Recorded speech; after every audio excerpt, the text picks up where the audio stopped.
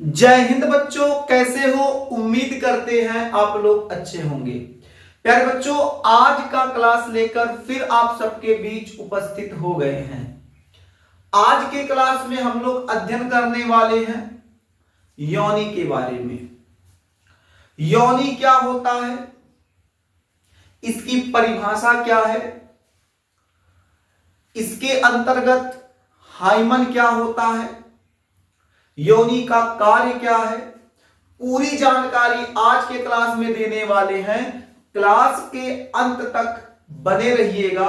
अगर आप क्लास के अंत तक बने रहते हैं तो हम आपसे ये वादा करते हैं योनि में किसी प्रकार की समस्या नहीं आने वाला है। यदि एग्जाम में यहां से प्रश्न बन रहा है तो यहां से एक एक प्रश्नों को आप चुन चुन के आसानी से एग्जाम में करके आएंगे, ये हमारा आपसे वादा है। क्लास के अंत तक बने रहिएगा। अगर आप क्लास के अंत तक बने रहते हैं तो आपको भरपूर इस टॉपिक में मजा आएगा। उसके अलावा यहां से एक भी क्वेश्चन छूटने नहीं पाएगा। बात करें अगर योनि की, तो योनि क्या होता है, कहां स्थित होता है, तो मेरे देश के नौजवान याद रखिएगा, ये जो योनि होता है जिसे हम लोग वेजाइना कहते हैं, ये जो वेजाइना होता है मूत्राशय और मलाशय, जो योनि होता है वेजाइना होता है वो मूत्राशय और मलाशय के मध्य स्थित होता है, के मध्य स्थित होता है। मध्य मतलब मिडिल में, बीच में, ठीक है। तो जो योनि होता है वो मूत्राशय और मलाशय के क्या होता है, मध्य स्थित होता है। बस इतना बात याद रखिएगा मेरे देश के नौजवान। इतना बात अगर आप याद रखते हैं तो आप परिभाषा आसानी से बना लेंगे। अभी आपको क्या बताया गया है, तो अभी आपको ये बताया गया जो वेजाइना होता है वो मूत्राशय और मलाशय के क्या होता है, मध्य में स्थित होता है। अब यहीं से हम लोग क्या करते हैं, परिभाषा बनाने का प्रयास करते हैं। तो योनि का परिभाषा क्या होगा, मूत्राशय तथा मलाशय के मध्य स्थित भाग को वेजाइना कहते हैं, अर्थात योनि कहते हैं। तो आप लोग साथ साथ नोट करते रहिएगा जो योनि होता है, योनि की परिभाषा क्या होगी, योनि का परिभाषा क्या होगा, डिफिनेशन क्या होगा मेरे देश के नौजवान। तो डिफिनेशन हो जाएगा मूत्राशय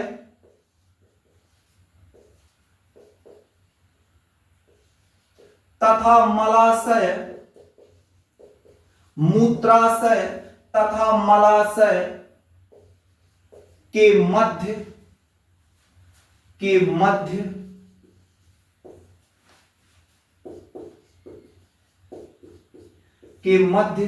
स्थित भाग को योनि कहते हैं। क्या कहते हैं, योनि कहते हैं।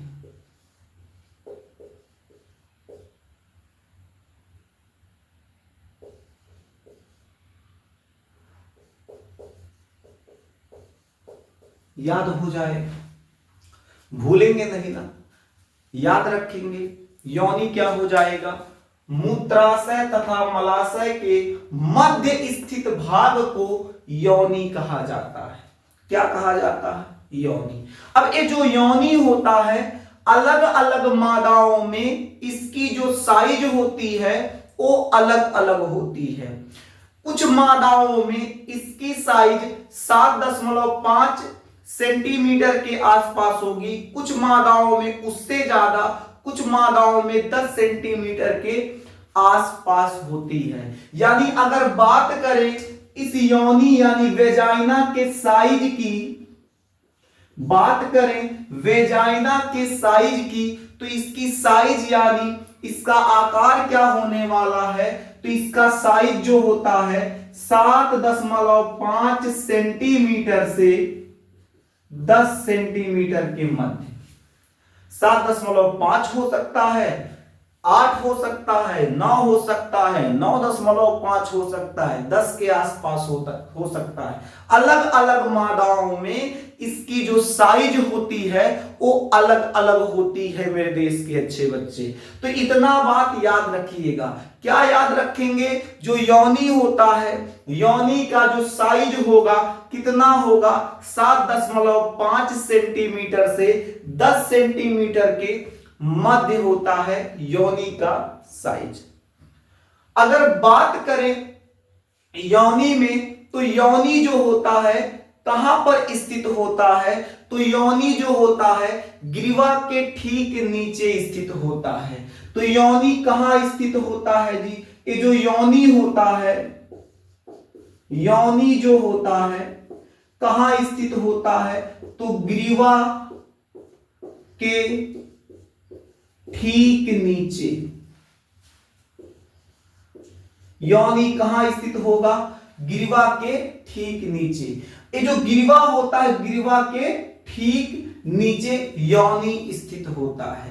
अब वास्तव में अगर देखा जाए तो जो आंतरिक ग्रीवा रंध्र होता है या आंतरिक ग्रीवा जो छिद्र होगा आंतरिक ग्रीवा रंध्र के नीचे होता है। यानी ये जो हम लिखे हैं ग्रीवा के ठीक नीचे, वास्तव में एक ग्रीवा क्या है? तो वो जो ग्रीवा है वो आंतरिक ग्रीवा रंध्र के नीचे,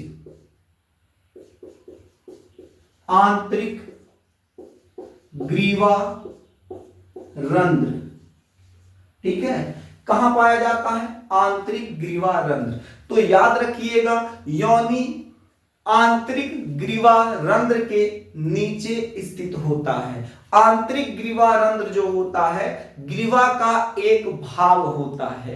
क्या होता है मेरे देश के अच्छे बच्चे? तो ग्रीवा का एक भाग होता है। कौन होता है? आंतरिक ग्रीवा रंध्र होता है। ठीक है, आगे बढ़ते हैं। तो इतना बात याद रहेगा। क्या अभी तक पढ़ाया गया?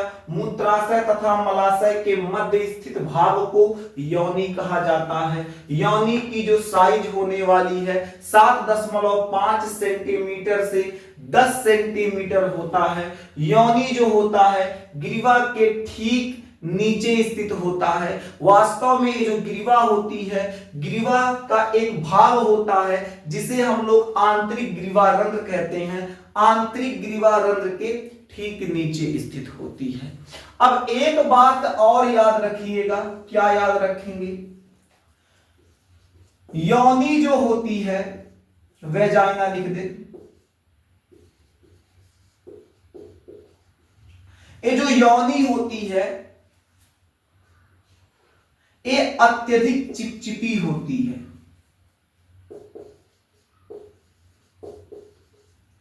अत्यधिक चिपचिपी,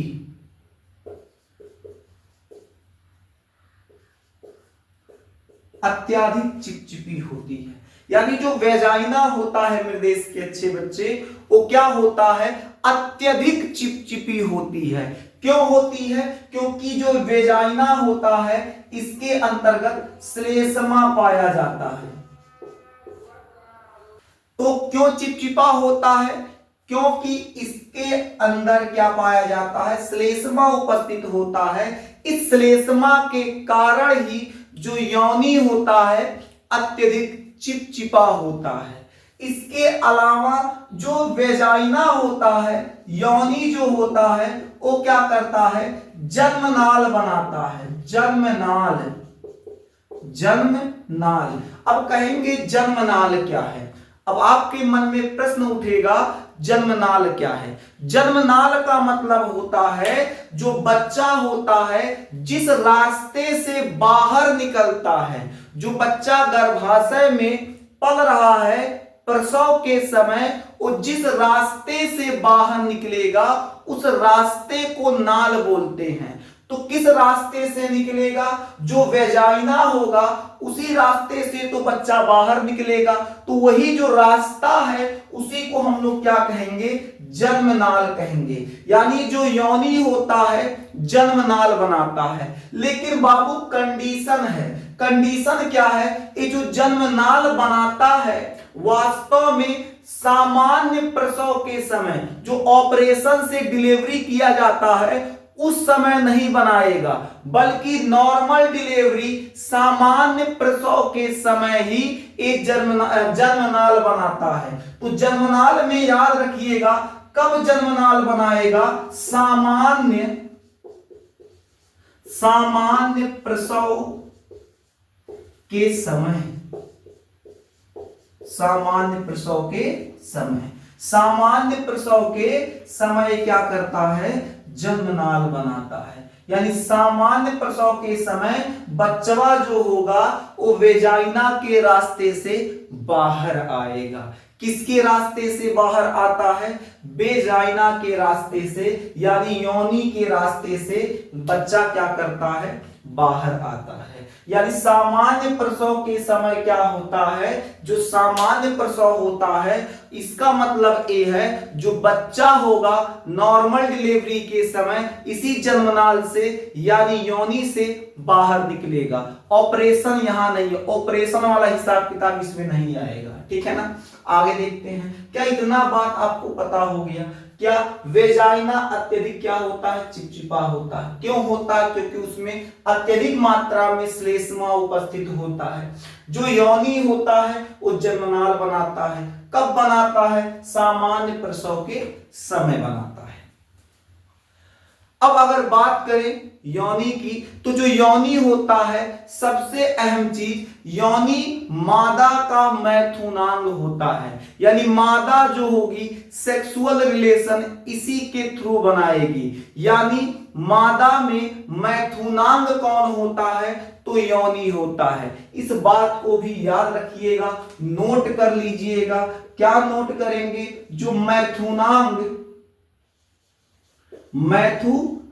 जो होगा किसके अंतर्गत, मादा में, तो मादा का मैथुनांग क्या होता है, योनि होता है।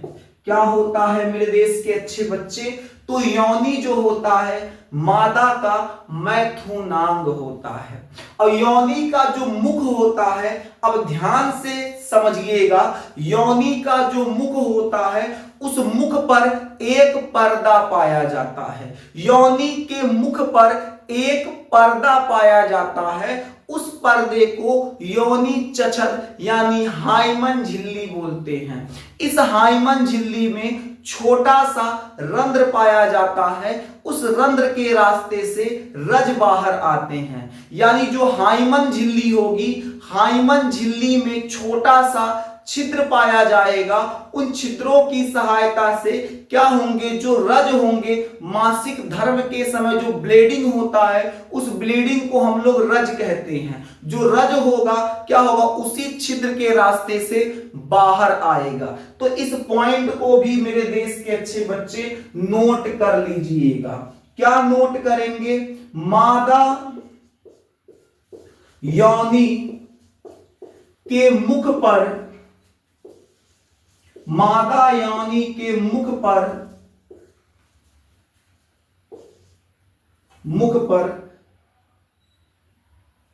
योनि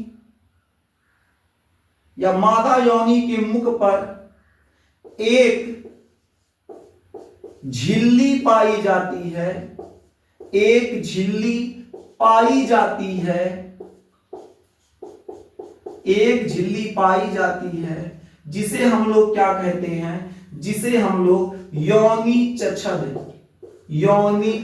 कहते हैं। योनि चछद को हम लोग इंग्लिश में हाइमेन बोलेंगे। क्या बोलेंगे मेरे देश के नौजवान, हाइमेन। मादा योनि के मुख पर एक पतली सी, बहुत पतली सी झिल्ली पाई जाएगी, जिस झिल्ली को हाइमेन या योनि चछद बोलते हैं। अब याद रखिएगा, ये जो हाइमन होता है बहुत पतली सी, बहुत बारीक सी झिल्ली होती है। इस हाइमन के अंदर क्या होते हैं, छोटे छोटे रंध्र पाए जाते हैं। क्या पाए जाते हैं, रंध्र, रंध्र कह लीजिए या छिद्र कह लीजिए।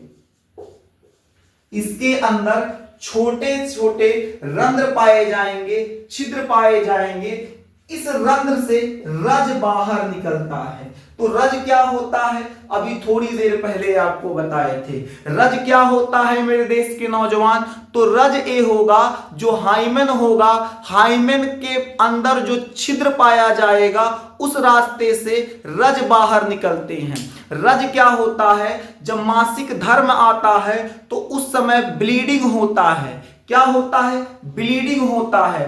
तो जो ब्लीडिंग होगा उस ब्लीडिंग को ही हम लोग क्या कहते हैं, रज कहते हैं। यानी मादा के अंदर क्या होता है, जो हाइमन पाया जाता है उस हाइमन में रंध्र पाए जाते हैं या छिद्र पाए जाते हैं, जिसकी सहायता से जो रज होता है बाहर निकलते, उसी रंध्र के रास्ते से रज बाहर निकलते हैं। अब हाइमन कौन सी महिलाओं में पाए जाते हैं, इस बात को भी ध्यान दीजिएगा। ऐसा नहीं है कि सभी महिलाओं में हाइमन पाए जाएंगे। हाइमन जो झिल्ली होती है केवल और केवल कुंवारी कन्याओं में पाया जाता है, यही लिखते हैं। यानी ये जो हाइमेन होता है, हाइमेन जो होता है केवल और केवल कुंवारी कन्याओं में पाया जाता है। ऐसा नहीं है कि वो 40 साल की महिला है उसमें पाया जाएगा, शादी ब्याह हो गया 3-4 लड़का महतारी हो गई उसमें पाया जाएगा, ऐसा नहीं है मेरे देश के अच्छे बच्चे। हाइमन जो झिल्ली होता है केवल और केवल कुंवारी कन्याओं में पाया जाता है। इसका भी एक लगभग एज लिमिट होता है। इसका एज क्या होता है, जो महिलाएं या बालिकाएं 14 से 16 वर्ष की होती हैं, जो बालिकाएं 14 से 16 वर्ष के मध्य की होती हैं, उन महिलाओं में क्या होता है, हाइमन जो होता है उपस्थित होता है। तो याद रखिएगा, हाइमन जो होता है केवल और केवल कुंवारी कन्याओं में उपस्थित होता है। अब हाइमन ऐसा है नहीं कि परमानेंट बना रहेगा। हाइमन झिल्ली समय के साथ भंजित हो जाता है, अर्थात टूट जाता है। कुछ समय पश्चात महिलाओं में ये जो हाइमन होता है टूट जाता है, यानी भंजित हो जाता है। अब हाइमन कब टूटता है यही बता देते हैं, देखो डब्बा करके बता देते हैं, इसी डब्बे में लिख देते हैं। कौन जाए मिटा के लिखने, उससे बढ़िया है मेरे देश के अच्छे बच्चे, इसी डब्बे में आपको समझा देते हैं। ये जो हाइमन होता है, ये जो हाइमन होता है वो क्या होता है, जो ये हाइमन होता है टूटता कैसे है, तो अगर कोई महिला जिनके अंदर हाइमन पाया जा रहा है वो शारीरिक व्यायाम बहुत ज्यादा कर रही है, एक्सरसाइज बहुत ज्यादा कर रही है, बहुत ज्यादा दौड़ रही है, जंपिंग कर रही है, रस्सी कूद रही है, ऐसी महिलाओं में हाइमन जो होता है भंजित हो जाएगा। यानी व्यायाम जो महिला करेगी उन महिलाओं में चांस ज्यादा है कि ये भंजित हो जाएगा। इसके अलावा घुड़सवारी करने वाली महिलाओं में भी क्या होता है, ये भंजित हो जाता है।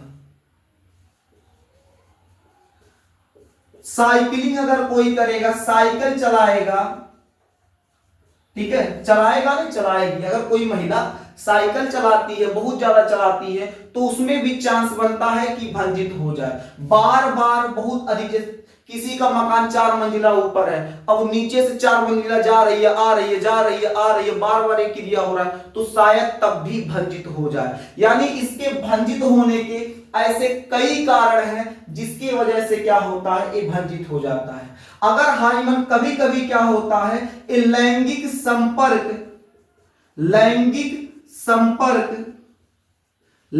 संपर्क से भी क्या होता है, भंजित हो जाता है। यानी हाइमन जो होता है उसके भंजित होने का कई कारण हो सकता है मेरे देश के अच्छे बच्चे।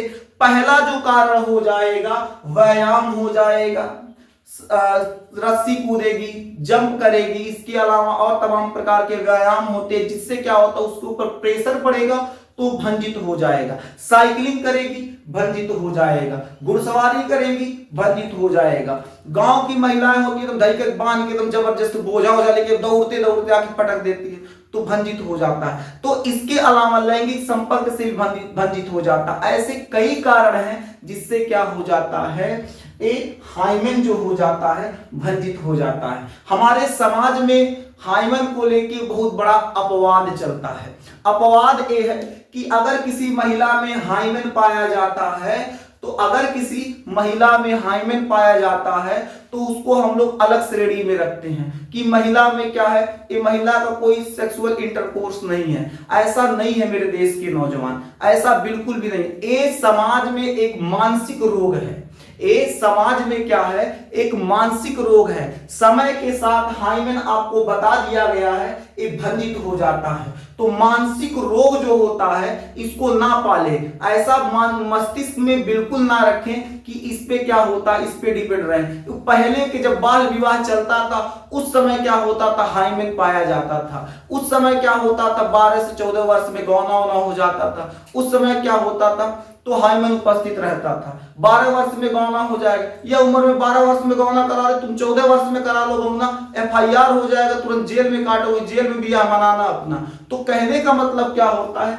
इस बात को जरूर याद रखिएगा, ये एक अपवाद है, मस्तिष्क का एक गंदा सोच है जिसे हर पुरुष को, हर बच्चे को निकाल के रखना चाहिए। आगे आप बात करें तो उम्मीद करते हैं कितनी बातें आपको समझ में आ गई होंगी। अगर समझ में आ गई हैं तो नोट कर लीजिए मेरे देश के अच्छे बच्चे। इसके बाद आपको अगले क्लास में मिलेंगे। हाँ, अब आज का क्लास जो है योनि का था, यानी यहां पर आपका जो सहायक नलिकाएं चल रही थी यहां पर समाप्त होता है। कल के क्लास में हम लोग पढ़ेंगे बाह्य जननांग, यानी आज का जो क्लास है, आज के क्लास में सहायक नलिकाएं समाप्त हो चुकी हैं। अगले क्लास में हम लोग पढ़ने वाले हैं बाह्य जननांग। तो अभी इसको नोट कर लीजिए, फिर मिलेंगे आपसे अगले क्लास में। तब तक के लिए जय हिंद।